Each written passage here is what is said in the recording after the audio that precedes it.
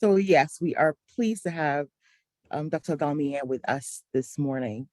She is a postdoctoral research associate at the Department of Social Anthropology and Cultural Studies, University of Zurich.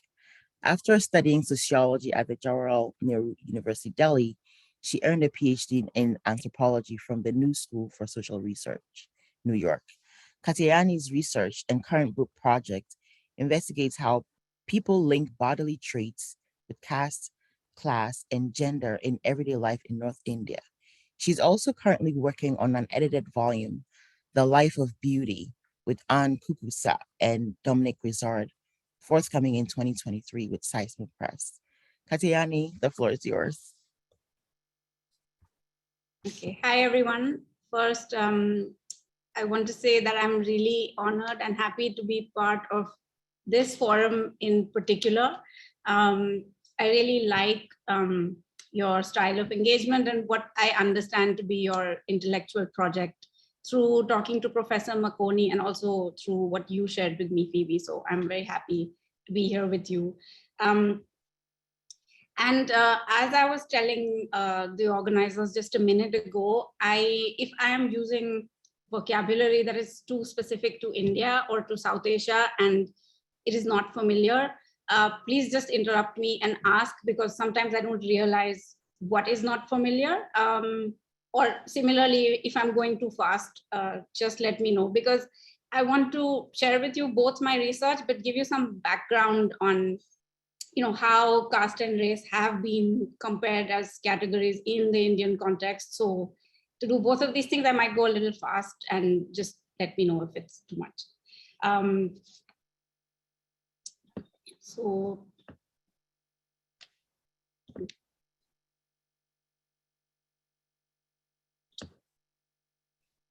So the research that I share with you today is based on my long-term ethnographic fieldwork on how skin color and other bodily traits are experienced in the North Indian context, specifically in the city of Lucknow. The social milieu of North India is one in which there is an intense obsession with light skin, but how skin tone-based discrimination works in relation to the dominant categories of difference in the region, so particularly caste and religion, is ambiguous, and it's also understudied in scholarship on South Asia. So I want to open our discussion with a quote from one of my interlocutors, and then with sections of a text. The first thing that people assume when they see a dark color is that this person has no ability. That's the first thing that comes to them, that she knows nothing. This is clear from their face and attitude. With me, gradually, as they find out that I also know something, they tentatively extend their friendship.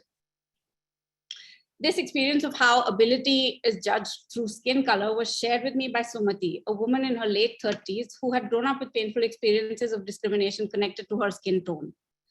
Sumati's family is of Adivasi or indigenous background, originally from the eastern Indian state of Jharkhand, but she has lived most of her life in the region around Lucknow, as her father worked in the North Indian Railway.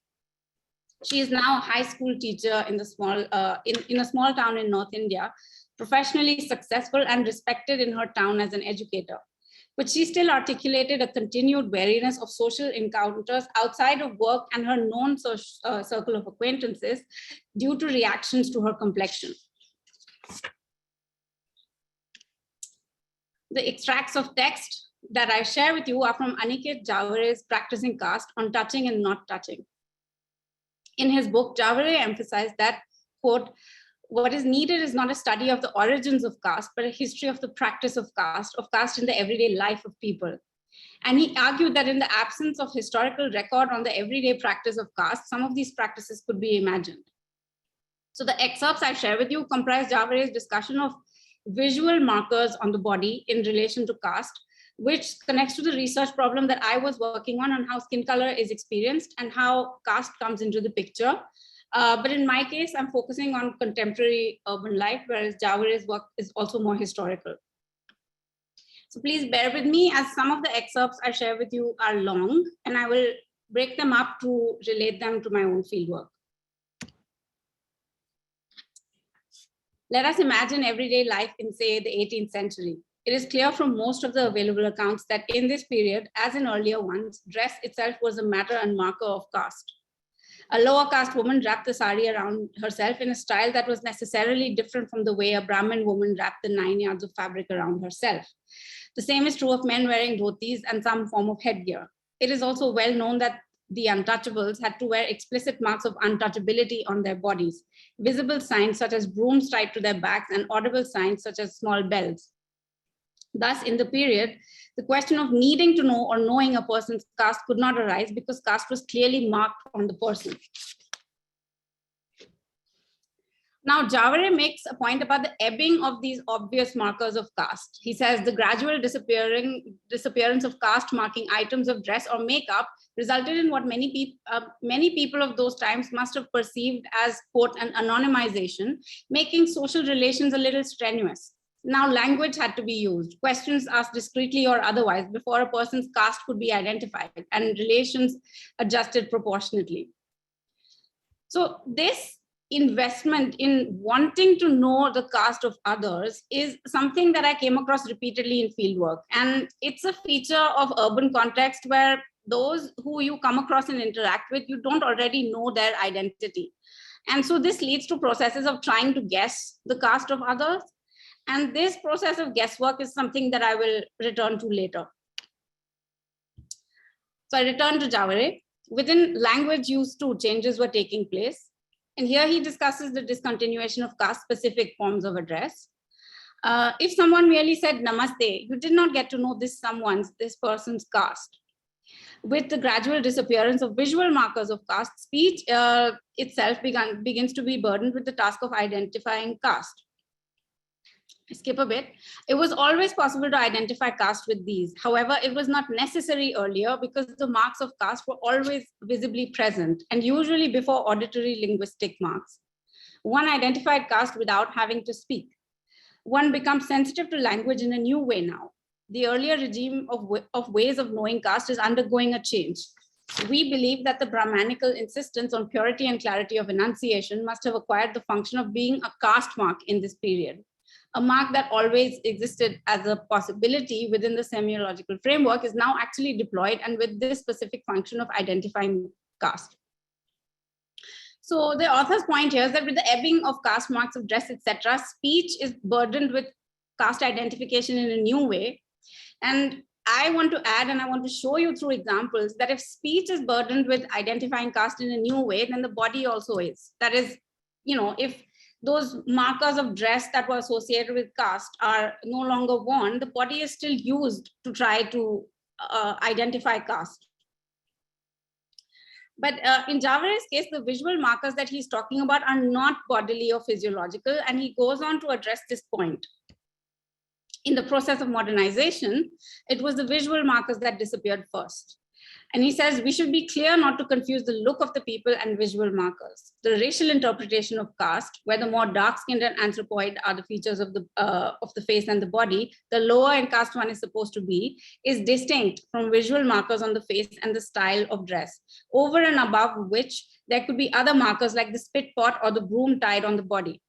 He surmises, at a subsequent state of modernization, these detachable visual markers will turn into a non-detachable racial theory of caste, and Western anthropology will assist in inscribing caste onto the very skin color and anatomy of people.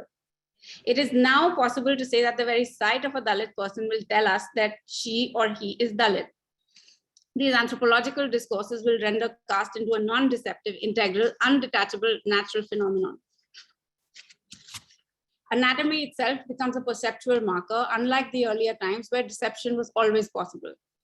Supporters of caste must now depend on these to speak of and practice caste, since the obvious markers are gradually disappearing. Caste must now find support somewhere else, no longer finding easy support in actual social practices of marking caste. So this paragraph is on the racialization of caste, something that many other authors have debated in different ways. And what I found useful here in thinking about in relation to my research was that even in trying to read caste and skin color, which people do all the time, there still remains the possibility of what he calls deception. So color and bodily features are used, but they are still ambiguous, even if non-detachable and part of the body and not of clothing. So what fieldwork brought out to me is that even if skin color is strongly associated with caste, which it is, the very sight of a Dalit person still does not tell anyone anything conclusive. So the problem that I was exploring and that I want to share with you is, how does the association of caste with skin tone actually work, given all this ambiguity?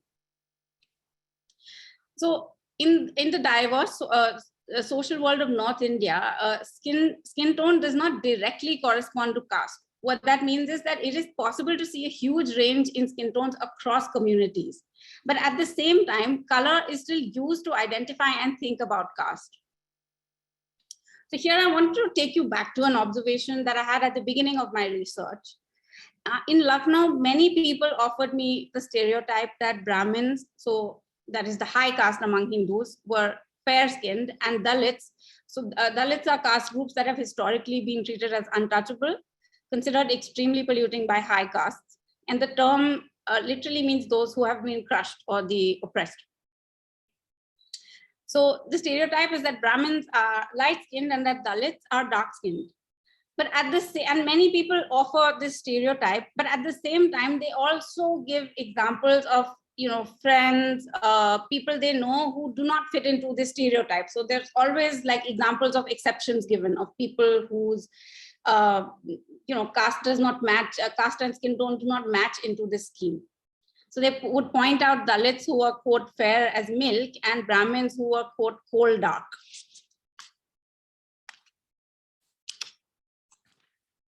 So the two quotes that you see here hint both at the broad assumptions regarding skin tone and caste, as well as the nuances at play.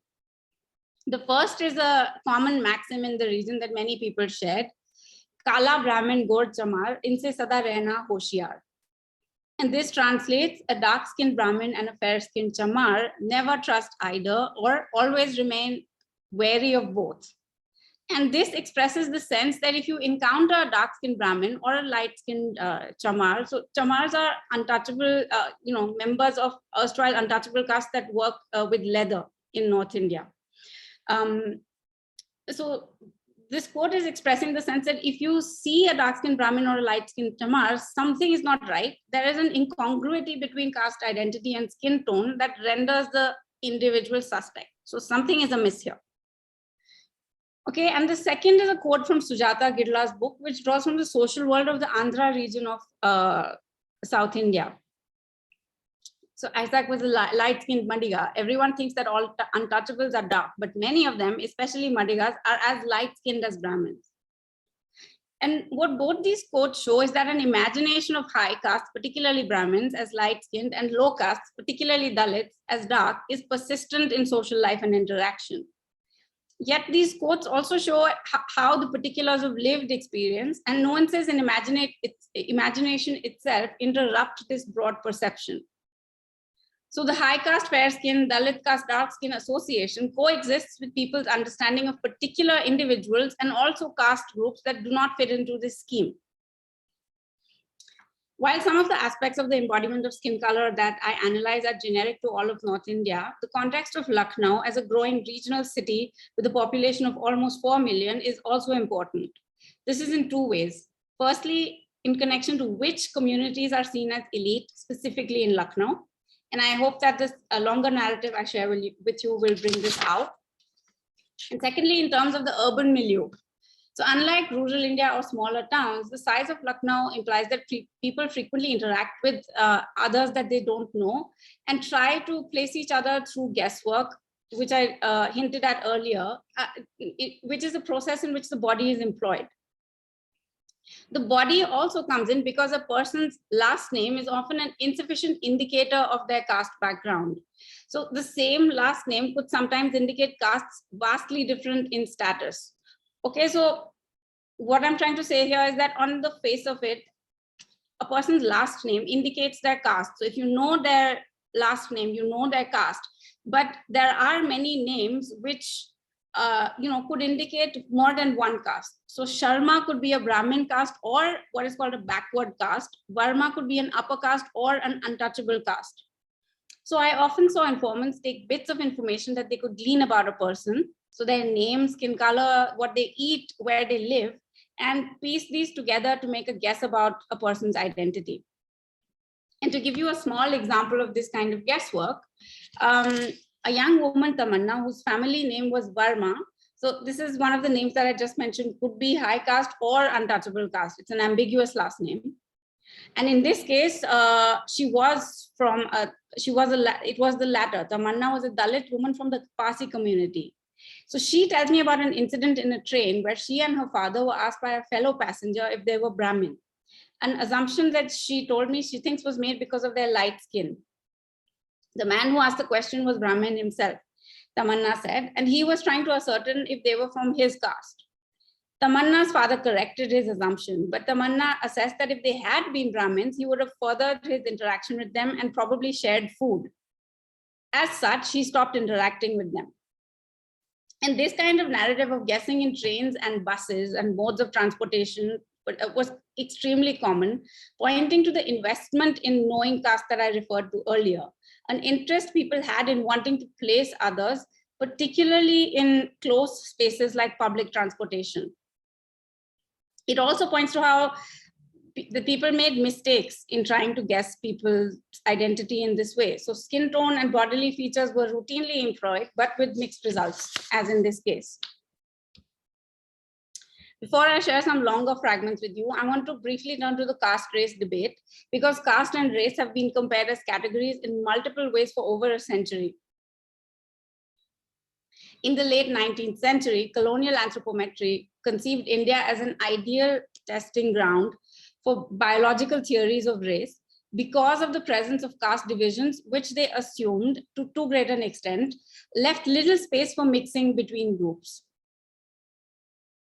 Okay, so India was seen as a living laboratory for testing biological theories of race and a space where these could be tested better than Europe.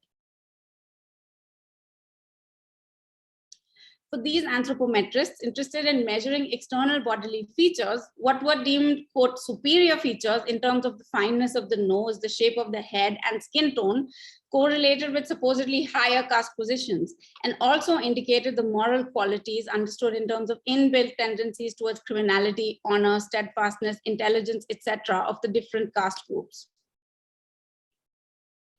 So this is a quote from one of the colonial anthropometrists who was trying to engage in this kind of ordering of castes.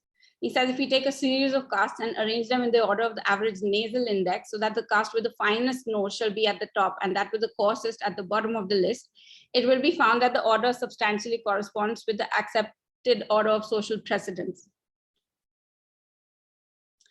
Later, sociology and anthropology debunked this anthropometric reading of caste. So the Indian sociologist G.S. Ghurye observed already in the 1930s that the physical type of the population is mixed and does not conform in its gradation to the scale of social precedence of the various castes.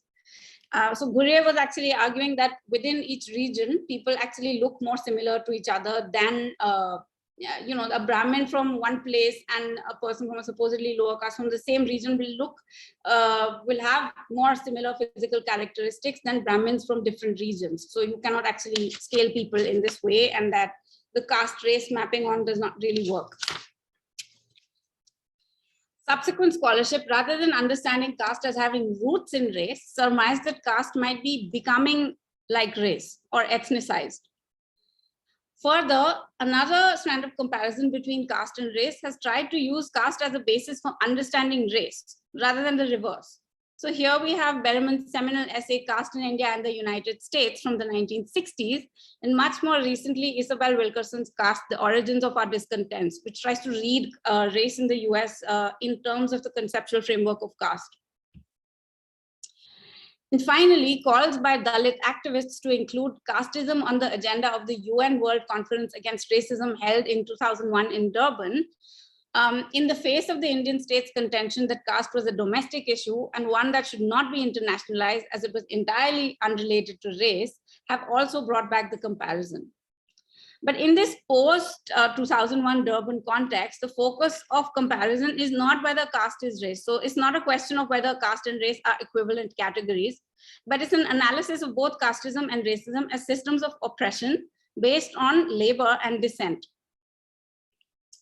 So here we also have Suraj Yangre's work. For instance, his article, The Harvest of Casteism, Race, Caste, and What It Takes to Make Dalit Lives Matter. So where does skin tone fit into this comparative analysis of caste and race? Gengde writes, color comes into the picture too, even if skin tone does not set apart the oppressors and the oppressed as neatly in India as it does in the West. A common belief, though not always true, associates darker skin with lower caste. Slurs of caste and color overlap and pair together in India in Indians as vocabularies. Darker groups, South Indians, Siddhis, Africans, and others face rampant discrimination.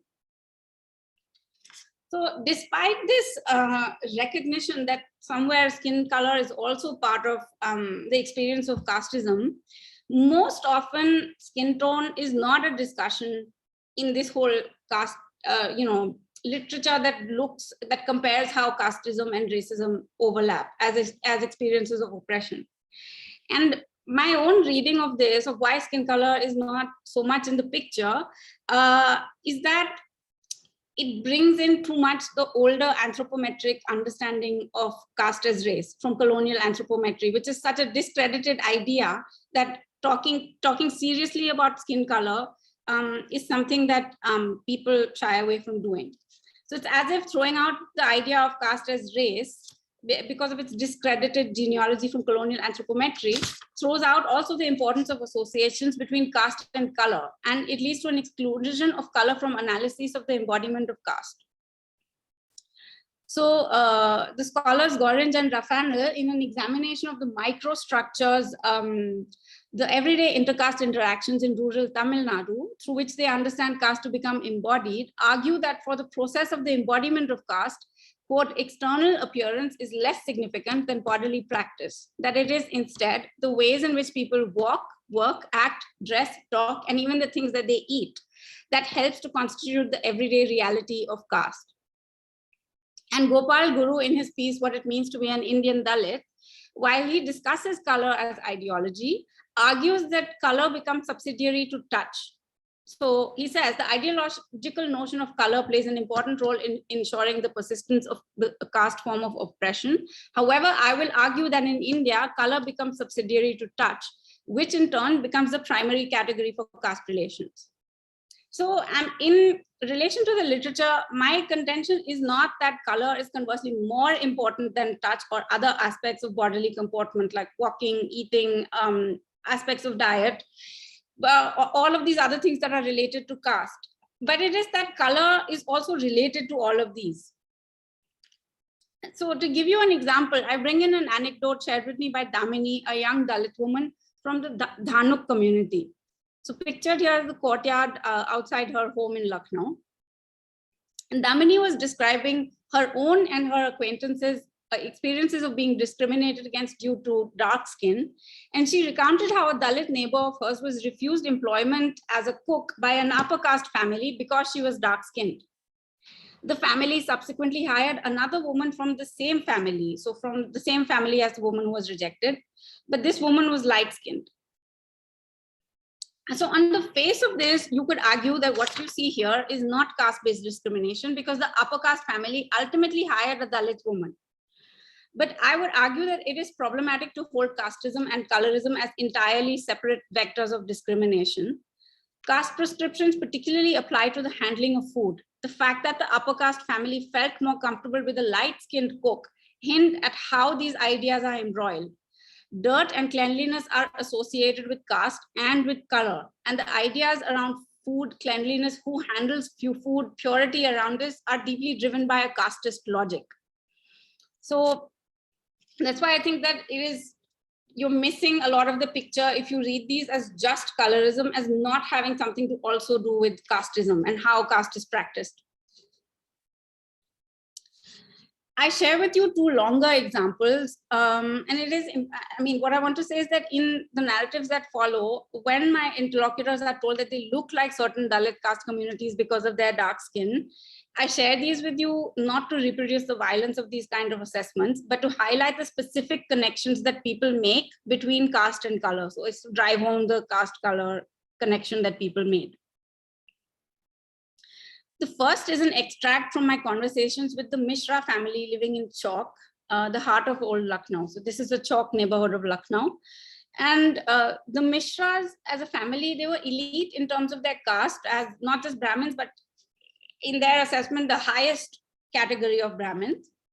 And as an old family of the city, but not in terms of class. They were not, they were, you could say, either working class or lower middle class. Mr. Mishra was an active member of the BJP. So the BJP is the Bharatiya Janata Party, a political party that is presently in power in the central government in India with strong Hindu nationalist leanings. So this means that it is pushing for the idea of India as a Hindu nation. Mr. Mishra narrates to me, his two daughters and his wife, how in the course of working for the party, he has to accept food in all the houses that he visits. The BJP is trying to project itself as a party for all the castes, not just the upper castes that form its traditional support base. Therefore, since he is associated with the party, he cannot be perceived as refusing commensality with anyone for reasons of caste or religion. His wife, Mrs. Mishra, he says, does not face this problem because she stays mostly at home, whereas he has to mingle not just with other Brahmins, but people from all communities. He then describes one particular encounter. As he is offered tea and sweets by a family that he is visiting, he notices that one of the men present has a mark on his lip. So it's a white line running down the center of his lower lip. This mark, he explained to me, is the feature of people who play in musical bands at weddings and other functions. And since, as far as he knew, it was mostly Dalits who work as musicians in these bands, he guessed that the family was lower caste, and making an excuse, he cordially refused the tea. Can you guess the caste of a person by looking at them? I asked the family. You can, his wife replied, and pointed to the television that formed the backdrop of our conversation. Do you see that youth in the corner of the screen, she asked. Look at his dark skin and look at his protruding teeth. I am sure that he is Dalit or Adivasi, that is of indigenous background. Given Mr. and Mrs. Mishra's reservations with sharing food with non-Brahmins, I was curious about their elder daughter Dipali's close friendship with a Dalit woman, Sunena, who regularly visited their home. This is the rooftop of the Mishra home. Sunena is from the Chamar caste, which I shared with you earlier as a leather working caste in North India and stigmatized because of their association with handling leather. According to Dipali, the Chamars were the lowest amongst the Dalit castes. And why I share this with you today is not because this is not contested. I spoke to members of other Dalit castes who said that actually Chamars were relatively more privileged than themselves. So the Valmikis say this. But I share it with you because it's important that for this family who considered themselves the highest class of Brahmins, their daughter's closest friend was someone who they considered was from the lowest Dalit caste. So I asked Mrs. Mishra, the mother, Auntie, does Sunena eat non-vegetarian food? So this was a strictly Brahmin vegetarian family. And she said she does. But the younger daughter replied, no, sorry, I asked them, is this something that you feel badly about because she was often at their home? So Mrs. Mishra says, I don't feel bad about it, but I create some distance. Now, for instance, when Sunena comes over, then our crockery and dishes are separate. We give her food and drink in different dishes. But she's emphatic on this point. There is no lack in the respect that she is given. How is that possible, I asked. You mean Sunena does not realize that separate dishes are being used for her? No, Mr. Mishra replied. The younger sister added, the utensils that we use for her, we also serve my sister in the same, so that she will not feel that we have distanced her. So this separation of dishes is not something that is obvious to Sunena because her friend is also being served in the same. On a later visit to Lucknow, as Dipali was showing me pictures from Sunena's wedding, she related a conversation with her father about Sunena's skin tone. Sunena is very light-skinned, because of which Mr. Mishra thought there was something in his words hybrid in Sunena. And he's using the English word hybrid in a conversation that's otherwise in Hindi. The implication was that Sunena's light skin suggested to Mr. Mishra that she was not entirely Dalit, but that there had been some intermixing with upper castes. Dipali had told her father that Sunaina actually looked like both her parents, but he insisted that the mixture could have happened in any generation. That is, the caste of Sunaina could have become mixed with an upper caste many generations ago. So my point here is not that if Sunaina had been dark-skinned, the Mishras would not have allowed her into their home or accepted her as their daughter's closest friend. But it is that their feelings towards her and her caste and the partial commensality that they extended to her, offering her food but in different plates, disguised as the same plates that were used by the family by serving their elder daughter in the same, were made easier by her skin color. To Mr. Mishra, her light skin even suggested the possibility that she was not Dalit, even though Sunaina herself had never raised the possibility of her caste being mixed. Next, I want to share with you excerpts from the narrative of a Shia Muslim man. And why I want to share this particular narrative is because, firstly, this is the narrative of a young man, and sometimes it is assumed that the anguish around skin tone pertains exclusively to women. And in fact, there are studies that will focus only on women with the assumption that they are much more impacted, and they are, but not exclusively. Secondly, I want to show you how the association of light skin works not just with Brahmins, but with Shia Muslims. And then to show someone experienced as a Kala Shia, and I'll explain this word Kala later, in this context. So I don't have time to go into the terminology around color in Hindi, though we can discuss this later if you're interested. But I will just note that the Hindi term Kala literally means black as a color, rather than a specific racial or caste group. But it carries the connotations of communities seen as having a low status, even though on the surface it just means color. Kala as a term can be derogatory, much, for example, much beyond Savla. So Savla as a Hindi term means dusky. So it means dark, but not quite as dark. So for dark-skinned loved ones and family members, people often chose to use Savla or dusky rather than Kala or black, which evidences the derogatory connotations that are embedded in the term Kala itself. Zohair, my interlocutor, was one of the few with whom I was having a bilingual conversation, equally in Hindi and English, and he himself was translating Kala as dark rather than as black. Kala Shia, it is difficult for me to reproduce the tone Nivedita uses here to imitate her family's reaction to photographs of Zohair. Kala Shia is posed to Nivedita as a question at the same time as it is partly an expression of skepticism and partly of disappointment. Nivedita narrates the incident where she first showed pictures of Zohair, her then boyfriend, to her family as part of describing the struggle that each of them undertook with their families to consent to their interreligious relationship. Nivedita is Hindu and Zohair is Muslim. Nivedita reflected, the first time that they heard that I wanted to marry a Muslim, somewhere I think they were happy that at least he is a Shia.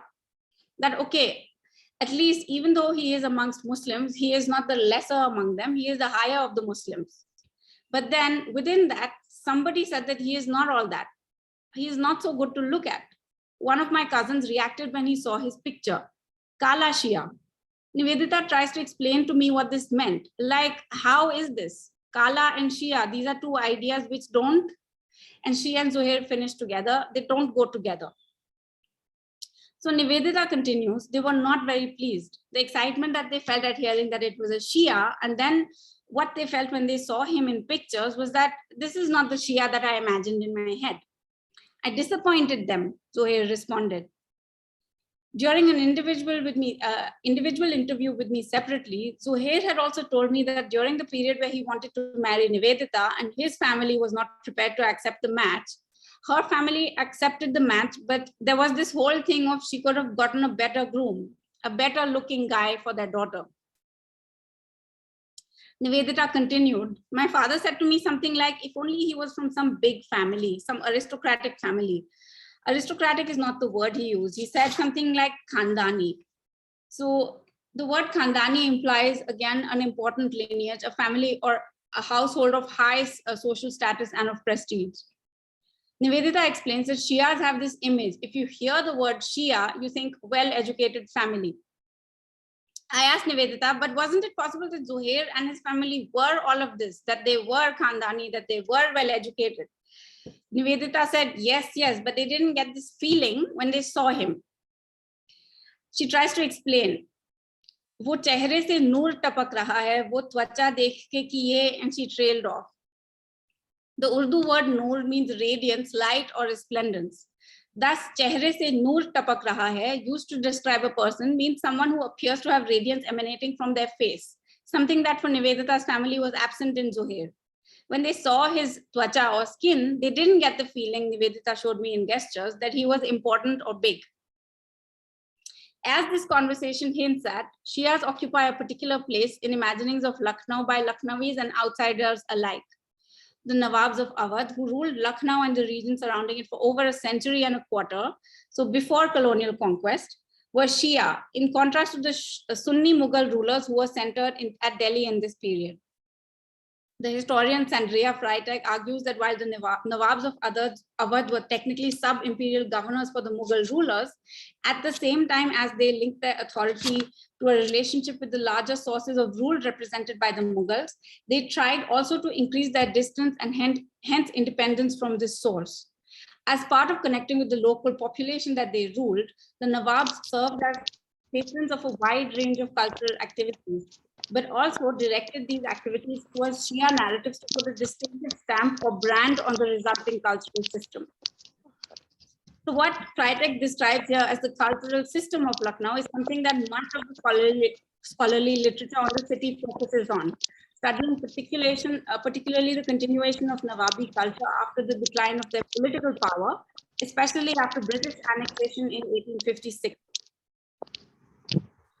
Between 1775 and 1856, when the Shia dynasty that ruled the region was centered at Lucknow, I'm quoting the historian of Lucknow, Veena Oldenburg now, Lucknow gained a reputation as a center for the finest cuisine, for more local Urdu poets than lived in the rest of India, for music and dance, for religious men, and for fairs and grand Muharram processions, and what was considered the best in taste, manners, refinement, and culture. Lucknow was annexed by the British in 1856, and after the uprising of 1857, many of the monuments built by the Shia Nawabs were destroyed by the British. But the Nawabi identity of the city continues to be important, visible materially in the remaining monuments. So if you visit Lucknow, many of the pre-colonial monuments are like the one pictured here. You know, and this is the Bada Imambara, and this is the Asafi Mosque. This is the Asafi Mosque, and they sort of continue to resonate even after the post-colonial period, the Shia identity of the city.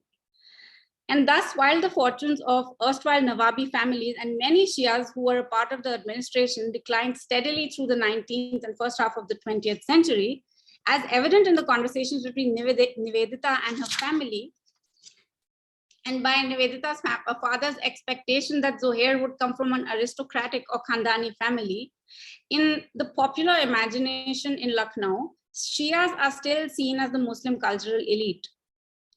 This is despite the social and living situation of many contemporary Shia households, many under severe financial strain, and with several old Shia neighborhoods amongst the most impoverished in the city. So I share this little history of Lucknow with you just to give you a sense of why, Shias have this place in the imagination of this city in particular, and why also they are imagined as light-skinned. During my time in Lucknow, many people from different communities spoke of the light skin and beauty of the Shias. Shia women were uniformly declared beautiful and Shia men very handsome. While some Sunni Muslim informants did not speak favorably of Shias, they still referred to their physical beauty and light skin. And because, as Nivedita expressed it, Shias were synonymous in Lucknow with the higher of the Muslims and with well-educated families, Zuhair's skin color had the effect of confirming to her family completely that his family was not important.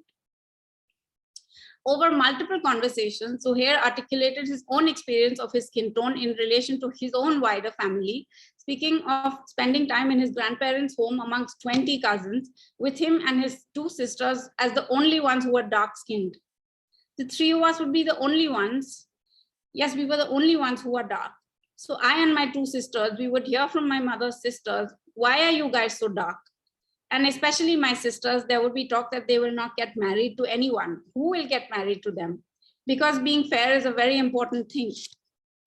So he reflected, I'm sure my sisters were exposed to a lot more humiliation than I was, because women are.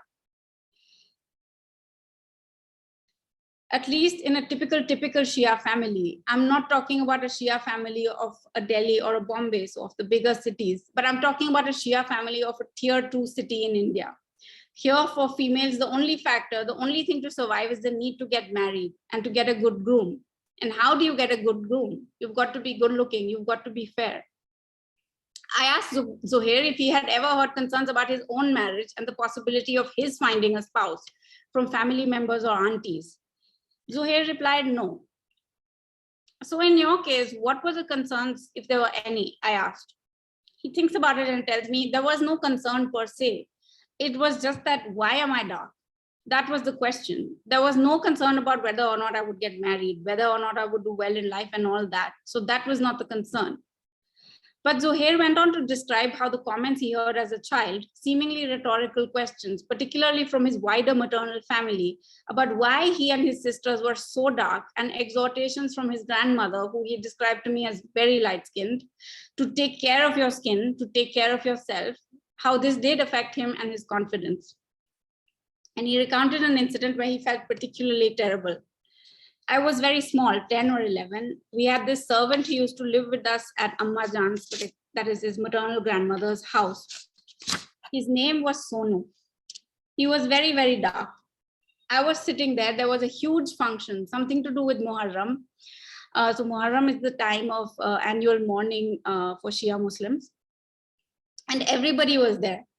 And this old auntie, she was a guest, one of those family friends. She said to me, Sonu, can you bring my slippers? And I felt really, really bad because I wasn't Sonu. I wasn't a servant there. See, the point is that the family kids are supposed to be light-skinned, right? So a servant is usually dark. So I was called Sonu. And then I said to her that I am not Sonu, I am Zuhair. So she said, oh, okay. So it looks like you've been playing in the sun a lot these days. You've become really kala. I asked Zuhair if and how his feelings have changed as he has grown up. If someone like this auntie said something about his skin color in his adulthood, how would he react? In reply, he said, it depends on the context, why somebody is saying what he is saying, right? For example, if it is happening in a family setting where it is leading to a thing that Shias are not supposed to be dark, then I will feel offended. If I know that is the direction that the conversation is taking, or it is a dig at me with that background, then I will not take it lightly. I asked, okay, so if it's not going in that direction, if you don't feel that a comment on your skin is questioning you as a Shia, then you don't feel negatively about it in the same way. He thinks about the question and replies, not now, but in my childhood, yes, because being dark had a lot of other things associated with it. It had a specific economic status. It had a specific stature in overall society associated with it. I asked, which you felt even as a child? He replied, which you can feel, right? Even if nobody's saying it, you will feel it. He tells me about the different words that people have used for his skin. Kala, Kaluta, Bhujang. And he said, I think Kala is still okay, but Bhujang, Kala, Bhujang means pitch dark, very, very dark. And then people will also say, Are, you look Chamar type. So like this means like a Chamar, which again refers back to the untouchable caste that was figured in that saying that I shared earlier, and that was also the caste of Sunaina. Chamar is also kind of associated with Kala, Zuhair told me. And it was mostly my family in Lucknow who said this to him, that he looks like a Chamar. In Zuhair's case, looking like a Chamar was not just a question of resemblance, but very often questioning his identity as a Shia. In his words, Shias have always been considered the fairer type, the more handsome and better looking. So that's an assumed thing. I mean, you will see a lot of darker Shias as well, but it is still assumed that you will be better looking. So then here's the thing. If you see a Shia who is not pretty or is not light-skinned, people start triangulating. And this I figured out recently. People feel that there is some kind of contamination of the lineage. So this perception of a contamination of lineage, he explains, implies two possibilities. One, that the person in question is a lower category of Shia. So not Sayyid Shia, but a category of Shias that he explained as Mirza. Secondly, that at some point in previous generations, a man in the family had, in addition to his wife, a quote unquote kept woman who could be a servant, possibly of non-Muslim background, possibly of lower caste, producing what he called a parallel track of family. A dark-skinned Shia, Zuhair explained, was a great conversation starter for gossiping. Speculations regarding parallel tracks in one's heritage, contaminations in one's lineage as a high-status Shia read through dark skin. In the course of Zuhair's life, his dark skin had held malleable connotations of low status, amorphously construed as signaling lack of social importance by his wife's family. It was read more specifically as grounds for speculation that he was a lower status Shia, so Mirza instead of Sayyid, or even through contamination via possible liaison with a kept woman of unknown background, that he was not entirely Shia per se. Via comments on looking like a chamar, it also carried associations of Dalit or untouchable caste status. So here I also want to argue that color is an aspect of a body through which caste as a category and as a lower caste position can enter the self-experience of those who do not otherwise think of their identity in terms of it. So that is to say, caste of course exists amongst non-Hindu communities in India as well. So when you think of Muslims in India, you also think of caste groups. But not everyone thinks of their community identity in terms of caste. So Zuhair will not talk about his lineage in terms of caste. But the moment that he is told as a child that he looks like a chamar or an untouchable by classmates in school is a moment where caste is introduced not only in others' reading of him, but in his sense of self. Color then is part of the lived experience of caste, and it works across religious communities, not just Hindu communities.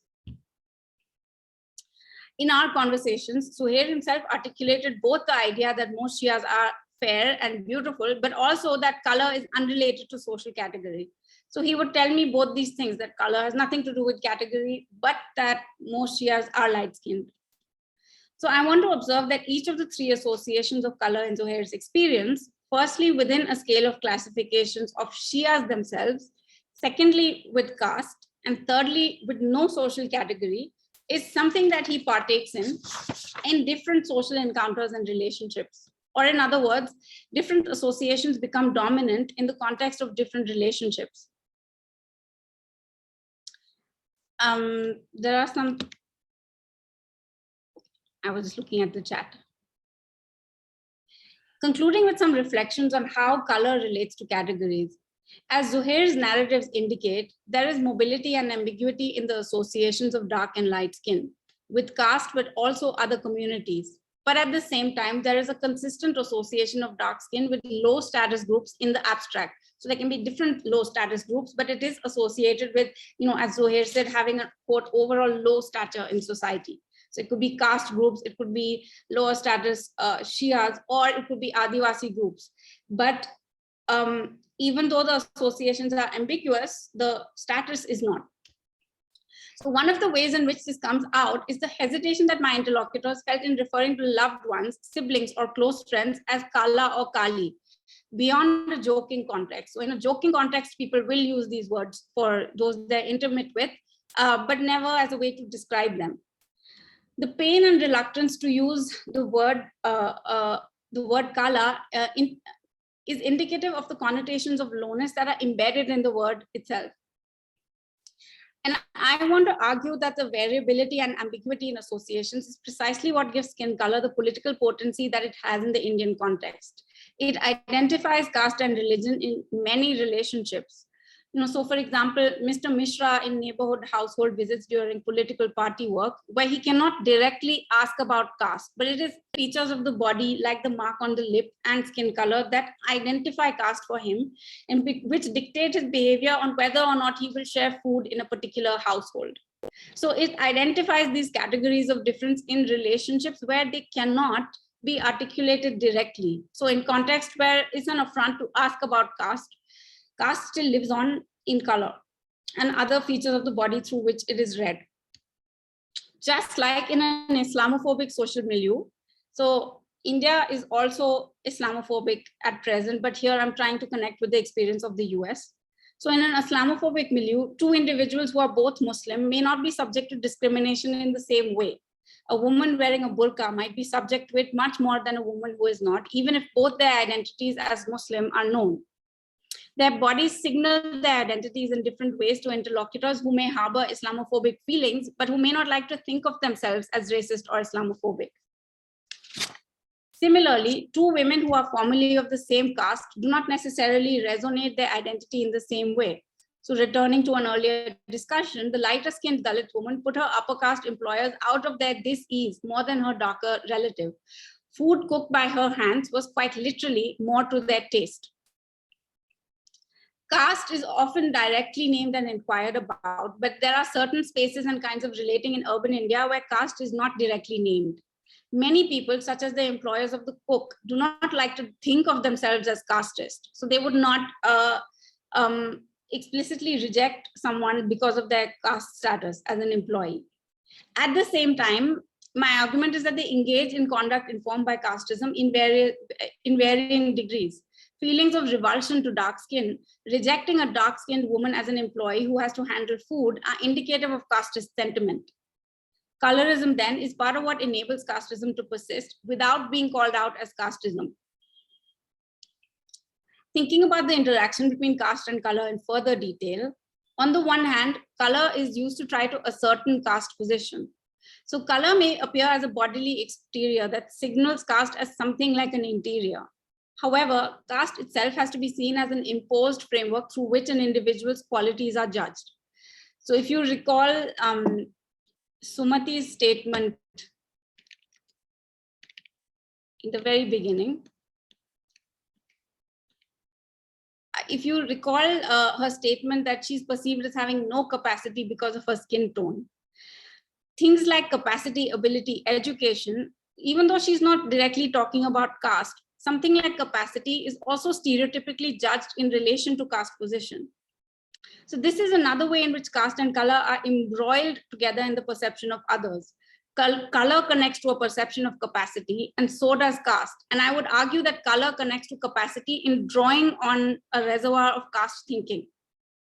Thus, at the same time as color signals caste, both color and caste constitute frames through which the capacities and proclivities of individuals are judged, or perhaps more appropriately delimited. I'm done. Thank you. Thank you very much, Katyayani, for your very interesting presentation. In the chat, we had a question from Tiboho, which we're going to get to when we get to the open Q&A. But before that, I'd like to invite Makoni to initiate the conversation with you. Okay, thank you very much for this interesting conversation. Let me begin by taking you out of India and then ask the same questions that you were addressing in India, assuming, for example, that your research site was the United States or South Africa or the UK. How does color, caste, the issues that you and race play themselves out in these other different sites where you may have a sizable immigrant community of Indian origin?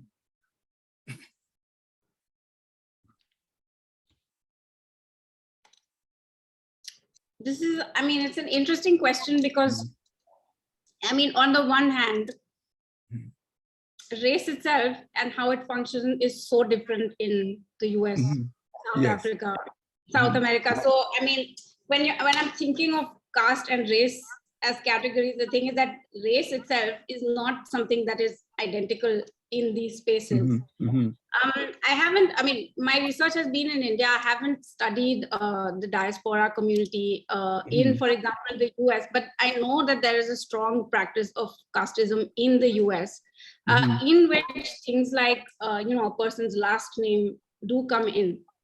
And so I can imagine that something similar related to the body also is something that is not absent there. And Indians, I mean, in the diaspora context, I mean, they do also harbor racist feelings against Black Americans. So in the US, but also in India, there are African students who study in the Indian context who do face racism from Indians. And I do also feel that this racism that they face, it also builds on caste sentiment in a way. Not in the sense that they are directly identified as a low status caste group, but that it sort of draws on these associations and imagination of body that people have of what does a high caste or high status person look like, and what does a low caste or low status group look like. So, for example, there will be specific stereotypes that are associated with, say, Nigerian students studying in Delhi, in Hyderabad, so specific stereotypes that, of promiscuity or that, of drug peddling, sort of international stereotypes. But so I'm not saying that there is no difference in the kinds of stereotypical associations, but I'm saying that there is a sort of common imagination and a link with caste that this draws on as well. An association of dark-skinned groups with lower status caste groups.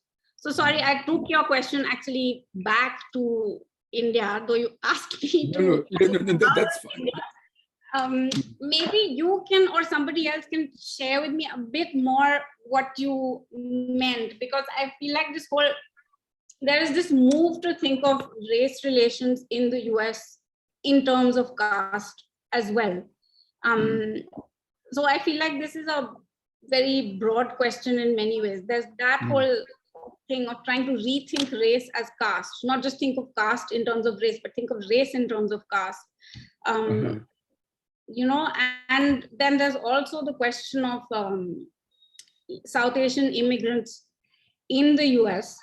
I also want to mention one thing, like there's like, so I mean, as you might or might not be aware, the present government in India has strong Hindu nationalist leanings, meaning that it excludes, I mean, there is discrimination against Muslims and Christians along with Dalits in India. And in the diaspora, these supporters of this party in the US is a very strong in terms of the funding that they actually send to India, in terms of how India is imagined as Hindu. And they also try to, suppress discussions of caste and caste discrimination in the diaspora context. Okay, let me ask you the last question, then I'll hand over to Raphael, because we've got 6 or so questions in the chat box. I want to leave room for other people. We had a discussion on this forum some time ago where they were talking about arranged marriages in India. Now, with the background that you have just astutely painted, how do arranged marriages work out in situations where you've got caste relations that you were talking about? Does it mean, for example, in terms of arranged marriages, you just restrict the arrangement to people who come from the same caste? Can somebody from a lower caste have an arranged marriage with somebody from a higher caste? Can you marry upwards in terms of caste, or you only marry within your caste? So let me try and answer that question first, just in relation to arranged marriage, and then maybe also linking it to skin color. So, I mean, arranged marriage, I mean, there's a gendered aspect to whether you can marry a person of a higher caste or not. It's women, an arranged match can be arranged for women from a lower caste with a man of a higher caste, but the difference is not very great either. It's still within caste groups that are seen as relatively of the same status. So you're not going to find a huge difference here as well. What I also found interesting in my research was that I was often seeing, so I mean, I was asking people, this as one of my first questions, is like, do you think in an arranged marriage or in a love marriage, that's how this is opposed in India, as a love marriage or arranged marriage, where do you think skin color matters more? And they always said it matters more in an arranged match, because ultimately you can fall in love with anyone. But I was often given this example of, if you are in society, if my wife is going to be behind me on a motorcycle, what will people say?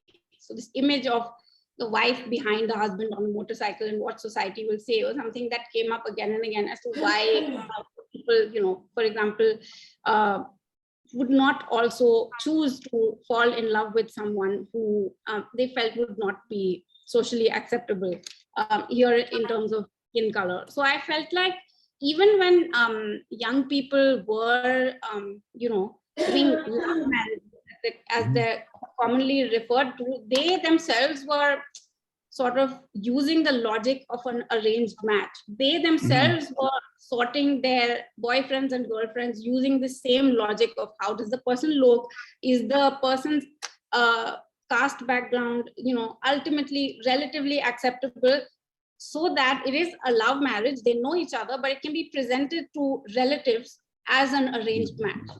So I felt that this was sort of somewhere in between. It's like the logic of an arranged marriage, but something that people were doing themselves.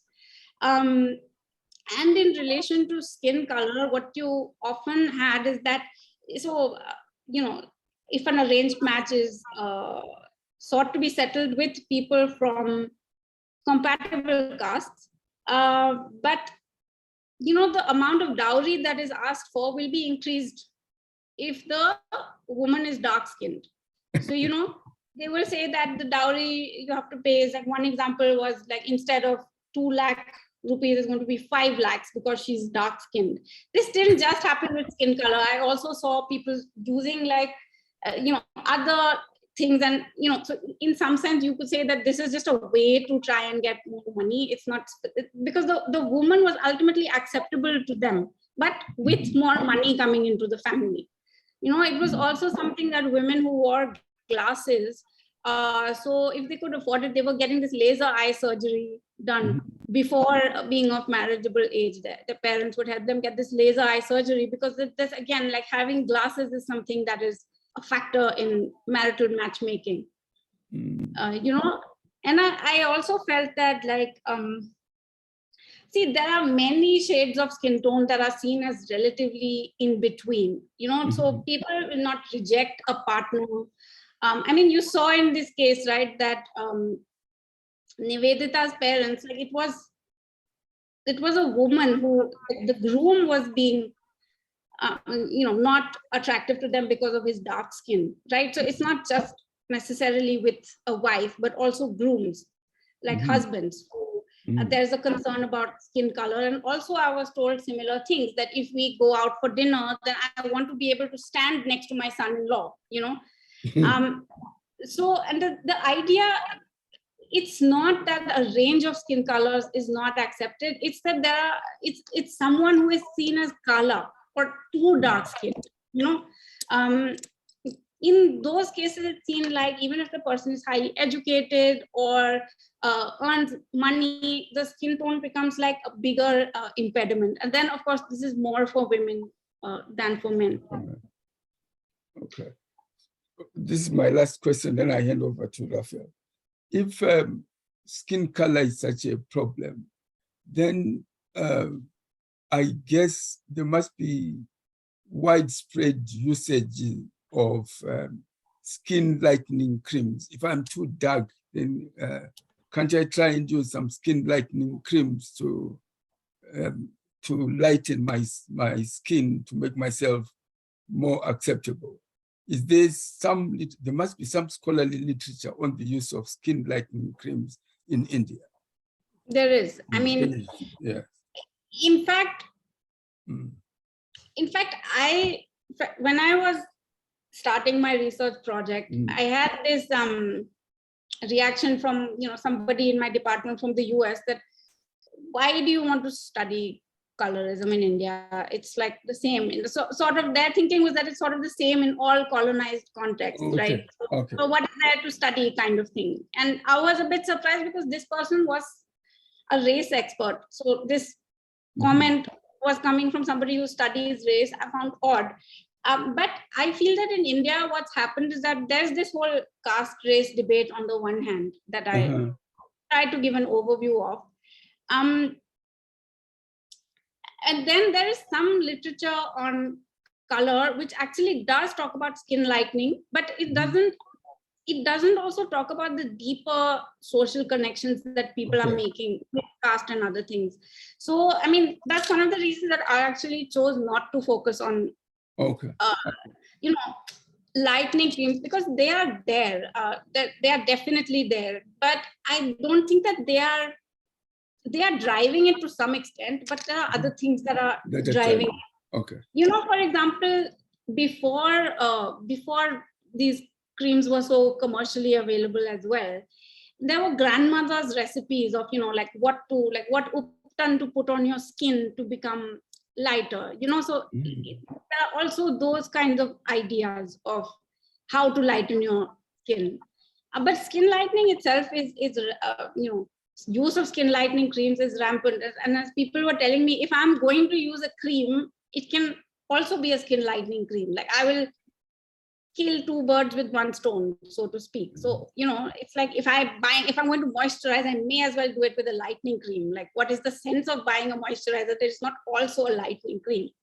And often there was this thing of like, I asked people, do you think it works? And they sometimes said that they don't really think it makes a real difference in their skin color, but they feel more confident when they put it on and go out. It's just a feeling of being better presented rather than they think it makes a huge difference in what their skin color actually is. Good. Thank you very much. Rafael, the ball is in your court. Thank you very much. Thank you. Yes, we've got some questions in the chat from Teboho Motaboli and from Mohamed Edzroda. I will start with Teboho's set of questions. I'm going to focus on the first question he asked, and then please, Teboho, feel free to jump in if you'd like to expand on it. So he starts by thanking you for the presentation, and he asks, how do you react to the legitimate argument that inventing hierarchies among peoples was a creation of dishonest, racist European academics to justify false claims that white race was a standard of superiority of races and intelligence? How do I react? I agree with his sentiment.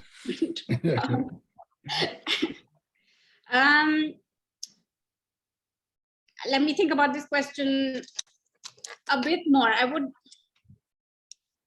see, first of all, I think that there is more historical work needed in the Indian context to see, for example, what kind of skin tone preference there might have been in the pre-colonial time, and then what happened in the colonial period and thereafter. My research is contemporary, so I don't do archival research that tries to figure this out, but I think that there is a need for it. So one of the texts that I shared with you, I don't know if you had a chance to look at it, was about the Indonesian context by Ayu Saraswati. And why I shared that was because I thought it was interesting how she sort of, you know, links, like in Indonesia, how whiteness was imagined in relation to Dutch colonizers, but also in relation to Asian groups, you know, and that's a historical project. And I feel like this kind of historical project would be useful to do in India as well. My hypothesis, which is like a hypothesis because I haven't done actual archival research, is that so colonialism, instead of like directly including this kind of like vocabulary of white for Indian groups, what it did was it made stronger the association of caste with skin color. That's what I think, that like people continue to use the vocabulary of caste, but that is sort of strengthened white, it sort of mapped light skin preference stronger onto caste divisions. That's what I think. But I also find it interesting that when people talk of this kind of contamination of lineage, right? Like in both the narratives that I shared with you, there is talk of contamination of lineage. So with the Brahmin family, they're seeing that their daughter's best friend, who's Dalit, she's very light skinned. So they think there's been intermixing in her in a previous generation, but they think it's with an upper caste group. So I never heard anyone actually talk of intermixing with a white population. It was always in relation to, either a higher caste group or a higher status Muslim group. So the reference point for intermixing was not white in that sense, not white as European.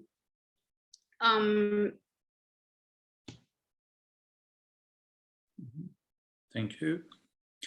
I will move on then to ask the questions by Mohammed Esrura, who again thanks you for the very interesting presentation. And he goes on to write, I wonder if there is a history of slavery in determining the history of caste in India. Were Dalits slaves ever? Did Shia Islamic trade in slaves? Thank you. So I would say that these are, okay, maybe can be treated as two different questions.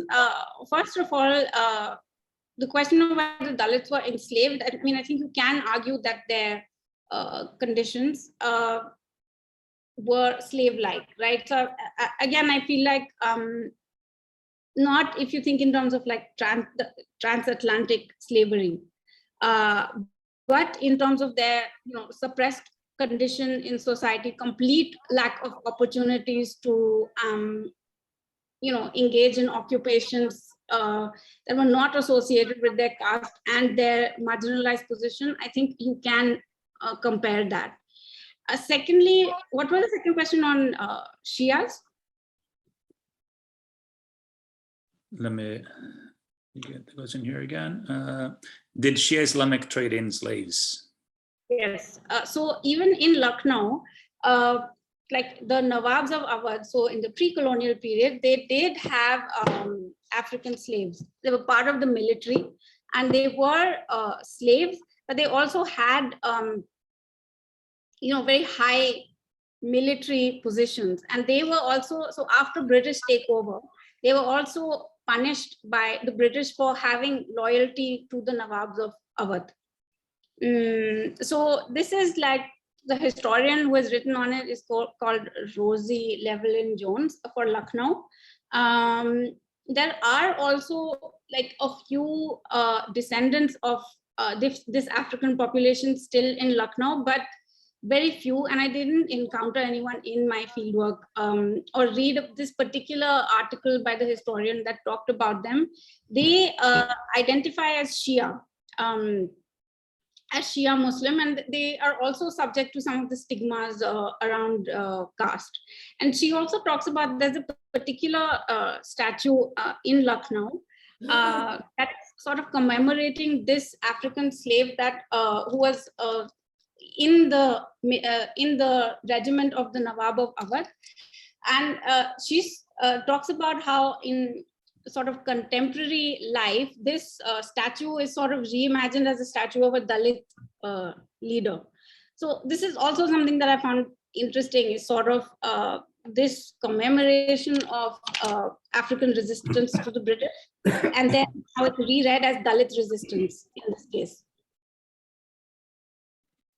Thank you. And there are three more people now who'd like to make interventions, and in this order, Oyeronki, Oyeyumi, and Michael Scott, and then Tiboho. Please, Oyeronki. Hi, everyone. Good to see you.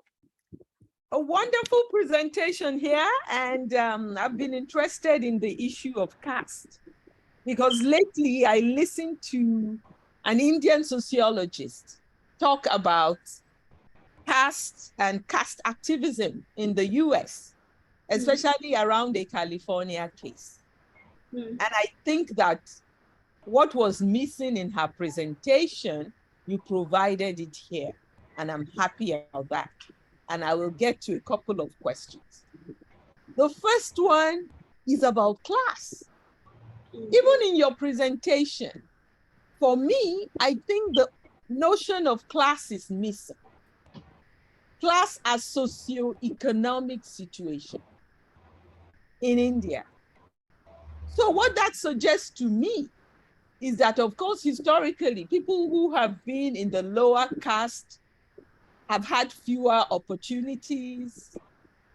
And as a result of that, they haven't risen quite high in terms of even contemporary socioeconomic situation. Because I didn't hear you talk about a lower caste family that has done well with education and acquired material stuff, and now hiring an upper or higher caste family as house help. Does that happen? That's one question, because I thought that that would begin to explain to us how class or higher socioeconomic status correlates with the class situation. And the reason why I'm asking that question comes out of the caste activism in anti-caste activism in the US. And I don't know if you have heard about the California case in which Indian caste activists were arguing that caste should be recognized in the US Constitution, in US laws, and be treated as race. The same way race is treated, even if they don't go together. And the case that instigated it apparently came out of the Indian Silicon Valley community of highly educated Indian high-tech people. And apparently, as you just said, since caste is not so much written on the body, or at least in terms of visible markers anywhere, apparently somebody from a lower caste is said to have become highly placed supervisor in a company in California, in which most of the workers were highly educated, highly placed Indians. And then that the other workers found out, and they kicked against it and said, no way, we can't have him supervising us because he's from a lower caste. And we don't even understand how he could supervise us because he doesn't have the capacity, despite the fact that he made it so well and rose so high in Silicon Valley because of his skills and work and capacity. But immediately they learned that he was not of a higher caste. They said he had no capacity, and they were no longer willing to take orders from him. So that was the California case. And then, of course, there are Indians of lower caste who have felt discriminated in these communities, in their workplace, in California. So how do you put all those things together? The whole issue of class, caste, and many of the Indians that are pro-caste in the US don't want to talk about it. They say, no, this is not a US situation.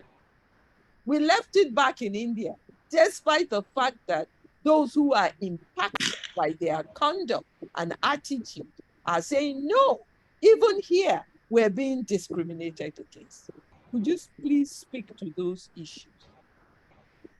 Thank you for that. I mean, I'll start with the last thing that the cases that you brought up, and then I'll address your question about caste and more generally. I mean, I think the case that you mentioned of finding out that your employer or that your supervisor is lower caste, it points to this thing that I was trying to indicate, that sort of people are constantly trying to figure out what the caste of others around them is, and then actually there can be classmates in school. You think that caste identity is something that people know about each other automatically. They will just know it because they will ask it, or They will know it through people's last names or something. But often, like, people go through the whole of schooling and they don't exactly know what their classmates' caste is. They're trying to find out. And the things that they guess this through it are things like, what does the person eat? So are they meat eating, or are they like purely vegetarian? If they're vegetarian, it indicates that they are of higher caste. And things like that. I feel like in the diaspora context, also there is this thing of people who like to think that they don't have any casteist sentiment, that, so I mean, in this case, it's very explicit. It's that they're explicitly saying they don't want somebody who is of a lower caste to be their supervisor. But there are also, and I feel like these are the harder cases to identify, cases where it's not like they will not object to a lower caste person in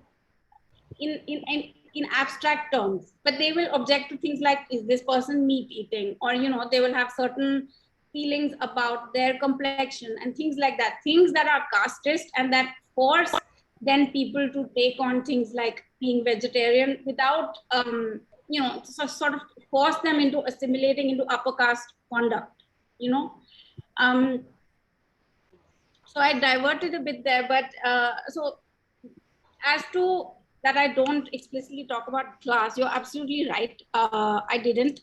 And I think this is for two reasons. One, I think that like while I was doing my research, like the whole entanglement with caste caught my interest more, because it was such a puzzle to me trying to figure out how it connects, how it doesn't connect, where it connects.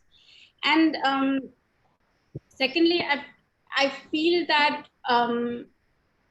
it's also because caste and class are sort of embroiled often. Like, for example, you have the word aukat. It means status, right?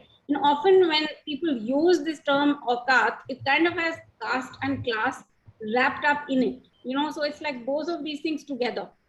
And what you asked me about an inversion, so what happens when someone who is, maybe of Dalit caste, but is wealthy, would they be able to hire a person who is high caste, right? So I would say that they could, but then there are certain kind of work that high caste people will not do, even if they are economically marginalized, so they will be able to hire a high caste person in certain forms of employment, but in certain things they will not.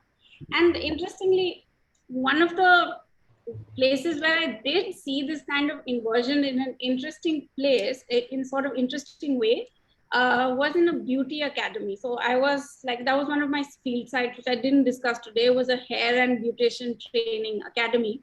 And one of the things that they were teaching people, like students, is that, and the students were from all sorts of backgrounds. So they were high caste, they were Hindu, they were Muslim, and they were also from different class backgrounds, so they were kind of teaching them that if you do a pedicure on someone, on a manicure, you have to deal with people's bodily dirt, you have to deal with things that traditionally upper caste would not deal with, because it's like the waste that a body produces, nails, open pores, all of these things that, like, one of the Brahmin women who was there, she was telling me that she has this, feeling of wanting to vomit when doing this kind of work. But then they sort of rethink of it as not caste work, but as professional work, so this is sort of also how they explain it to their families. How, as Brahmin, can you do this kind of work on other people's bodily dirt? And they sort of say, but this is professional work. This is in the context of a salon. This is not in the context of a barber shop, and our techniques are different. Okay. And I found this whole taking this kind of body work out of the barber shop context and into the kind of salon professional context very interesting. And I did see Brahmin women giving pedicures to lower caste clients. So I did see that inversion, but it happens with reconceiving the work itself as non-caste work, So there's an attempt to try to take this whole body waste work out of the field of caste. And I I mean, you can see whether it's successful or not, but I just found this process of trying to think of this as professional work. That is what allows upper caste people to imagine themselves doing this work, that it is not caste work anymore, even though it's dealing with the same kind of substances that, you know, they have caste prescriptions around. I have two quick comments. Mhm. And I'll shut my mouth. And this is on a Bangladeshi friend of mine who is also a sociologist had indicated to me that amongst the Muslim population that Pakistanis tend to be of lighter skin because they had intermarried with Persians. So when you talk about Shia, I'm thinking of Iran and the extent to which the Islamic population, whether in Pakistan or Kashmir, had intermarried over generations with Persians, and that's probably where some of the light skin discourse comes from. And then finally, my other comment in regard to whether colorism in racial terms is different than in caste terms. I think in terms of the discussion of caste and colorism, we have to bring in the question of gender, and the issue of hair seem to be absent in discussions of caste. Is that true? Both those things. First, I'll take that first comment about, you know, light-skinned Shia Muslims tracing their from Central Asia, you know, and this is true. And but the thing to know is this, that like if you talk about Muslims in India, the vast majority of Muslims are converted at some point from the local population. So there are families with roots from Central Asia that settled in what is now India. But there are also a lot of Muslims that were from the then local population that became Muslim. So in fact, like what some of my Muslim interlocutors were telling me, that this whole, you know, being high status Muslim, there was, rather than caste, people talk about lineage and trying to trace your lineage to Central Asia. But in the now present Hindu nationalist context, people do that less. Like Muslims will do that less because there's already like this idea of Muslims as outsiders to India, and then emphasizing your ancestry from Central Asia kind of contributes to this. So this whole discussion, it is there, but it has taken a different turn in the context of Hindu nationalism. So that's one thing. But definitely color is also something that is used amongst Muslims to identify whether you are this kind of lineage from Central Asia or whether you are not a lower status Muslim. And there's also this whole discussion around like who is a convert, you know, which I didn't get into today. But, you know, this, speaking of somebody as a convert or not, have people share their experiences of that, of their teachers saying that, oh, okay, so like saying that you must be a convert. What was the other thing you asked me about? The last thing? I asked about hair. Yeah. Because in racism and colorism, especially, I mean, if you look at the history of African Americans, the whole issue of how your hair looks, good hair, bad hair, and all that is very much part of color and colorism. So it is there. I think it may be less a focus than in what you describe, but it is definitely there. I mean, I had this other experience from also like a Muslim woman from an elite family who was dark skinned, but what was also combined in, you know, how she was seen as, she was actually told that, you know, her teacher said, oh, you must be, they thought she was a convert.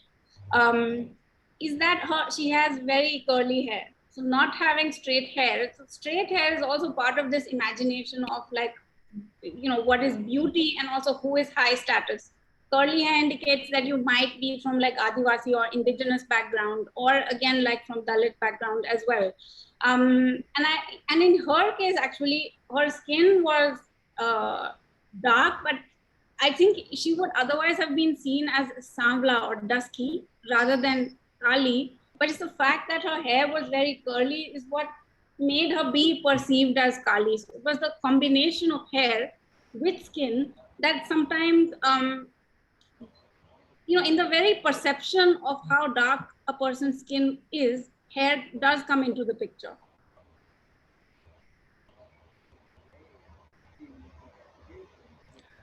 Thank you.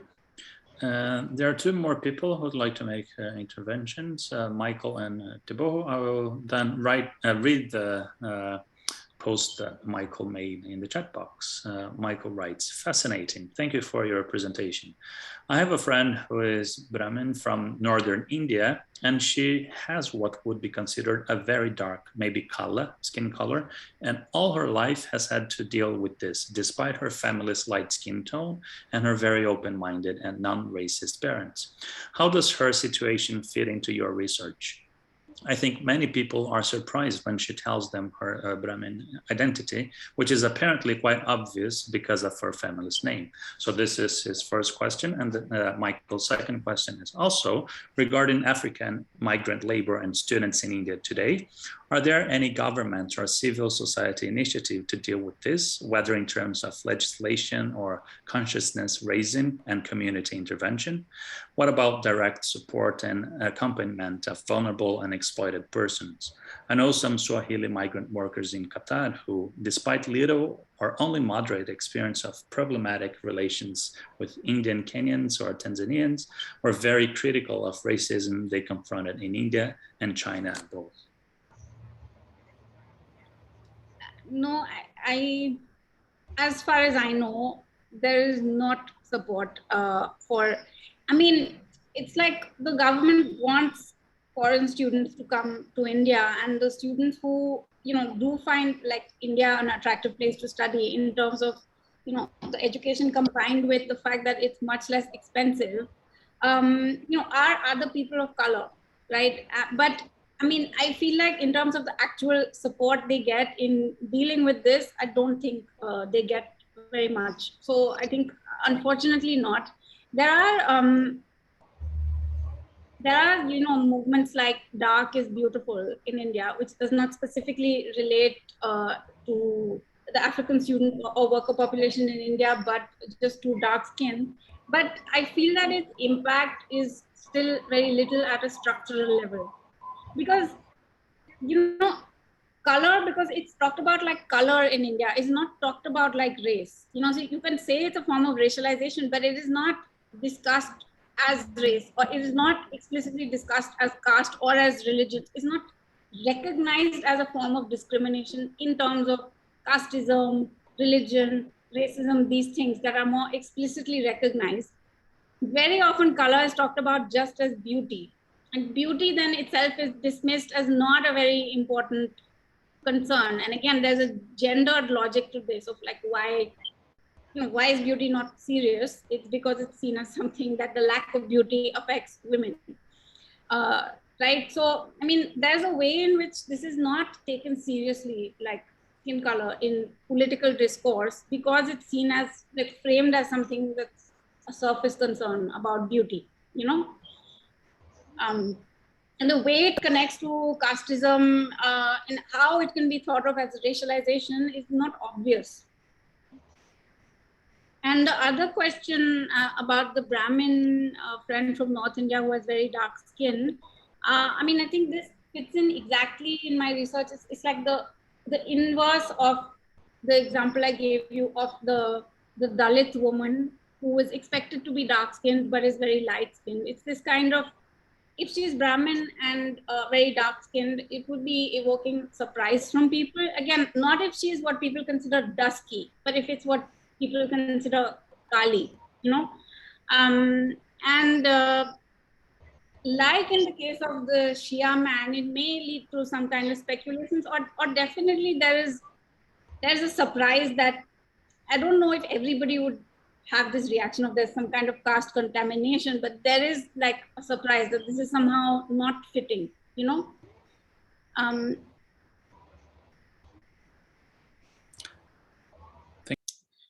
So, I mean, I guess what I would want to say is that, like the Constitution of India, it outlaws untouchability, but not caste itself, and so here's the question is like, can you have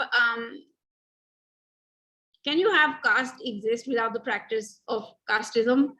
I don't think so. But then there is also a way in which caste functions as community, like those who share a common historical experience. So, from within Dalit caste groups of being subjugated in another way, that caste group also begins to function as a community. So can you retain some of those community aspects of caste while taking away the hierarchical aspect? I think it's not really possible, but this is one of the things that makes it difficult. And I mean, of course, there's the whole thing of that upper caste benefit from it. That is there, of course. But then I just wanted to bring out that there's this other aspect of it as well, which makes it, despite affirmative action for untouchable caste groups, which upper castes are very critical of and read in terms of, a lack of merit, employment on merit, without understanding that, when they get jobs or get into educational institutions, it's not just because of their merit, it's because they've historically been privileged, right? So arguing that there should be no affirmative action for Dalit groups because then it's not merit based is completely failing to see that their own why they have done well is not because they are somehow imbued with merit, but that they have had historical advantages. So that's one. And the other thing I want to say is that, like, even like caste, so like racism, the forms of racism change when it's no longer racism on the basis of the body, even when people accept that in terms of the actual body, people are equal. Racism takes different forms. Like, for example, it takes the form of culture, so this is like by saying that the culture of people or the culture of immigrants is such that we don't want them here, or Islamophobia. So there is a way in which like the mode of racism changes. And I would say that this is also something that happens in caste. There is a whole discourse that, in common language, people do talk about genes when they talk about caste. So there is an aspect of how like there's an inherited bodily something bodily is understood to be inherited in terms of caste, but there's also how this discourse is located around culture in terms of just saying that like, so upper caste will say that lower caste groups, their culture doesn't match ours, and that's why we wouldn't intermarry. So there's a way in which like this discrimination shifts from the domain of the body to the domain of culture, but it is still discrimination as in the case of race. So even with recognizing that people are bodily equal, there is a denigration of culture. And this is some Balmulri Natarajan has called this the culturalization of caste. And it's an interesting body of work of how the whole discourse of caste in terms of culture. So yeah, Anissa and somebody else before that as well, I think. I think Adela had raised her hand before. Yeah, thank you. Can I quickly ask my question? I have a meeting at 10 a.m. US Central Time. So I wanted to quickly clarify the kind of status change that is implied when we think about the caste system versus racism in the US. So for example, in the US, when maybe someone who is dark-skinned or, belongs to the marginalized group, gets to a certain point, there's this sociological ideology that Blackness becomes whiteness in some spaces. But is this the same? And in those spaces, unfortunately, the Black becomes marked and not unmarked. And that is why the success of a Black person is celebrated differently than that of a white person. So I want to understand how this plays out in the caste system. So is it like a caste person or someone who belongs to that group can never be, or if they do, is it marked, is it unmarked, or is just like there's a thick line, that boundaries that are never crossed? Boundaries are crossed. I'll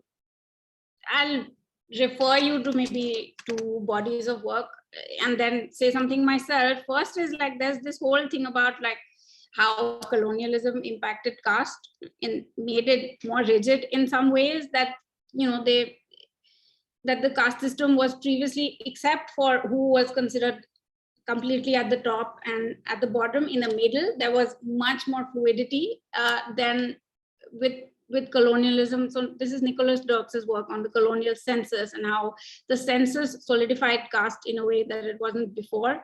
And the other is like this whole thing of changing caste status. It is possible. And like the classic work that discusses this in Indian sociology is by M.N. Srinivas, and calls it Sanskritization. So sort of it happens at the group level by groups of lower status taking on the diet and habits and religious practices of higher status groups. And so this is like the status of the whole group changing. But then there's also the case of like individuals, families who, you know, maybe move to an urban context where things are less stringent, though, I mean, it is there. I would not at all argue that in urban India, caste is absent. It is very much present. But then also in certain spaces, this kind of taking on the habits. So for example, giving up beef eating, things like that would make upper caste people uncomfortable. You know, this happens at the individual level as well, in terms of gaining acceptance. So yes, it does happen, and often it is like accompanied by a sort of assimilating your conduct. Yeah. Thank you. Thank you. And then for the final intervention before and after party, Anissa. You're still muted. Sorry. There you go. Thank you. First of all, I would really like to register my admiration, gratitude for your vast and very intensive research. And it's very, very coherent. You brought it across as a very alive subject to us all. I have a brief question. I have an interest in world cosmologies, and I'm no expert in this, but I remember having come across the fact that in the Rig Veda, 17th century BC, there's no mention of caste. The caste system appears in the Vedas, which is 15th century BC on. And there is a very clear definition of how the castes came about in the Vedas. Now, my question is, where is the date? I mean, when does the pigmentation element come into? Because, you know, there's a very close correlation between caste and pigmentation in the work that you're involved with. So where does the color element come in? I mean, the pigmentation, not color. So, I mean, see, like some scholars, like including colonial scholars, you know, because the word varna, the varna system, like varna can also mean color, right? So they just took it to mean that the varna system, like race, was already the origins of caste, right? But then other scholars have argued that the way that the word, what those colors meant, you know, like for example, for Kshatriya as a kind of reddish tone, you know, this language around color at that time does not necessarily map onto like white and black now, you know. So like whitish or like just the whole terminology around color is not like, you cannot directly understand for it, like the contemporary like scientific racism that you had like in the late 19th century. So I mean, there is the whole, I feel like you must know this, so there's not, I should not be telling you this, but with the whole question of the Aryan invasion, there is, of course, you know, this idea that the Aryans were sort of lighter skinned and that the indigenous population was darker skinned. And so therefore the caste system that arose as a result, it also, you know, there was a racial element to it. It mapped on physiologically. Why it's difficult to, think directly in terms of like caste and skin color is that there are so many caste groups, that there are like hundreds of caste groups in a region, and there are so many skin tones within each caste group. Within a family, there are differences that people have in their skin color. So it's very hard to read this. Like the varnas might be 4 or 5, but actual castes on the ground, like the jatis, there are so many that it's difficult to imagine like how this worked in that sense. So I mean, I don't have a full answer to that. Just like these are the reasons why like this question has come up, but then the answer has been difficult to give because of how the sort of variation in skin color you see on the ground. And a sort of imperfect matching on with any caste group. Thanks so much. Thank you. And with this, we've come to the end of today's session. I'd like to thank, on behalf of Makoni and all the staff members of our Global Virtual Forum, to thank you, Katyayani, once again for your very interesting presentation and sharing all your interesting ideas on this topic with us. It's been a pleasure spending this couple of hours with you. Makoni, would you like to say final words before? Yeah, I just want to echo what you have said, that we've been very grateful for this fascinating discussion about caste, race, skin tone in India. And then I'll hand over to either Vishna or Kim to make an announcement about next week.